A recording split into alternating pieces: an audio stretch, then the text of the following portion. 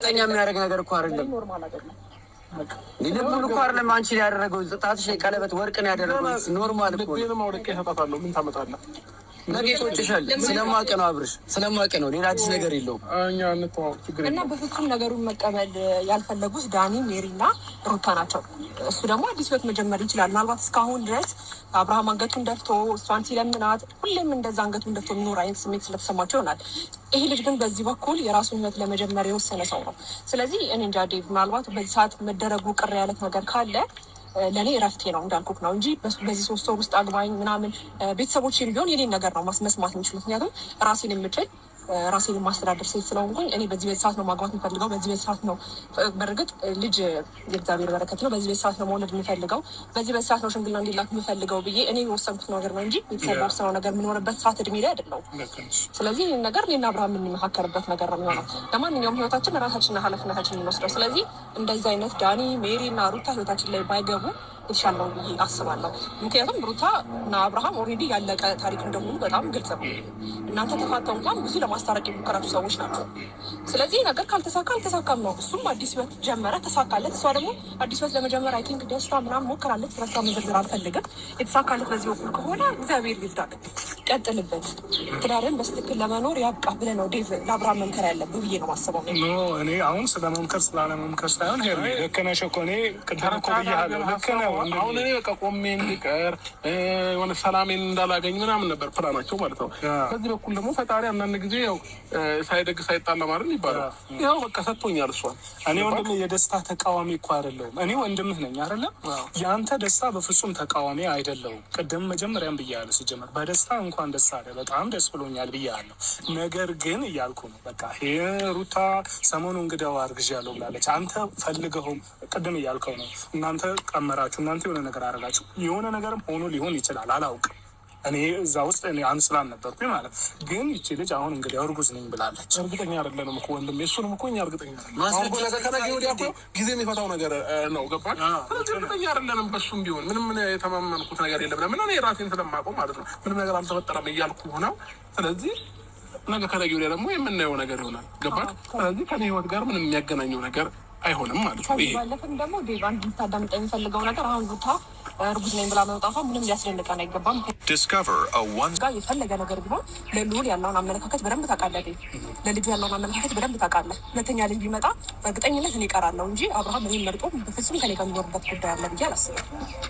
የሆነ ያህል ፐርሰንት ራሱ እርግጠኛ ቢሆን ነው እንጂ ለልጁ ያለውን አመለካከት እንዴት ለሉሌ ብሎ ከእሷ ጋር እንኳን እንደዚያ እየተናቀ አንገቱን እየደፋ ልጁን ለማየት ሲል ብዙ ነገር እንዳደረገ በጣም ግልጽ ነው።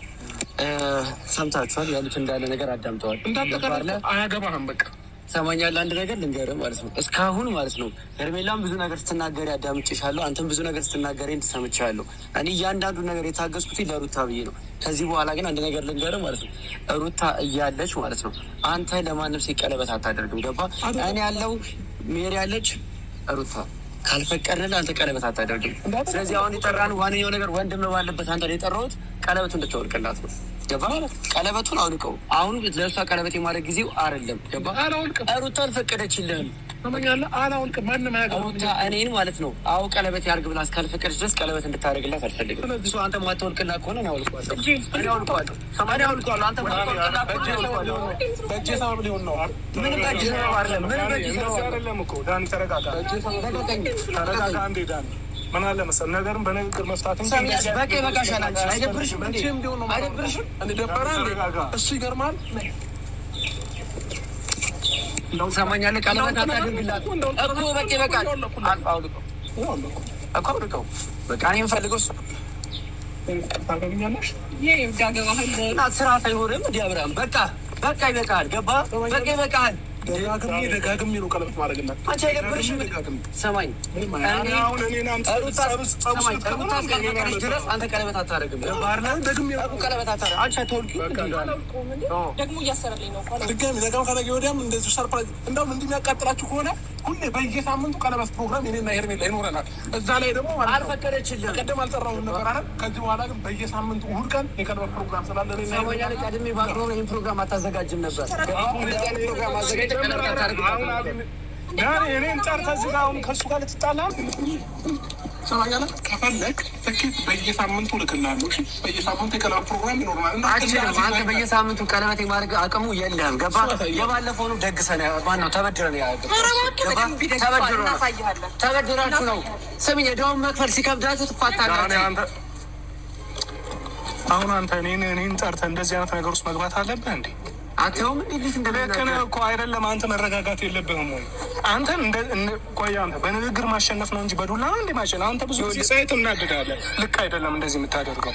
በንግግር ነው ሰውን ማሸነፍ እንጂ አሁን አንተ የሆነ ድብድብ ውስጥ ስለገባ የሆነ ነገር ውስጥ ስለገባ እኮ ምንም አታደርግም። ረጅም ሰዓት አዳመጥኳቸው። በጣም ጸጥ ብዬ አዳመጥኳቸው። እንዳውም ማዳመጥ ነው ያለብህ።